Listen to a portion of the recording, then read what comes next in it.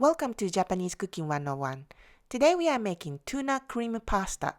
Spaghetti is cooked in creamy white sauce with canned tuna. The dish may be found at some restaurants, but it is mostly a Western-style Japanese home cooking dish. This easy and budget-friendly pasta is one of the common everyday meals people eat in Japan. These are the ingredients. We are using onion and spinach to go with tuna and cream sauce, but you can use other vegetables such as broccoli and mushrooms.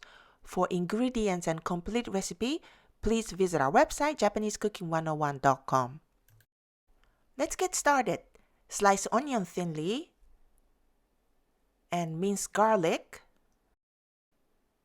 Boil water in a large pot with 2 tablespoons of salt and cook spaghetti according to the package. Meanwhile, we start cooking the sauce. In a large frying pan, heat oil with garlic. When the garlic starts turning color, add the sliced onion and cook until tender. Add butter and let melt in the pan and sprinkle all-purpose flour. Stir and cook for a couple of minutes. Now we are adding the milk. Add a small amount first to avoid lumps.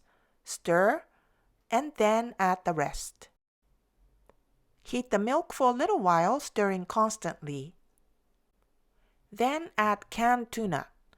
You can also use canned or freshly cooked salmon.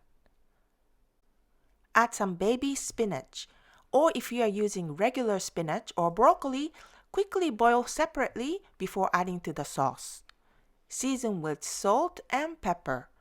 We like the simplicity, but you can also experiment by using soy sauce or miso paste instead of salt and pepper to flavor the dish. Finally, add cooked spaghetti and mix with the sauce. And serve immediately. You can top with grated Parmesan cheese if you like.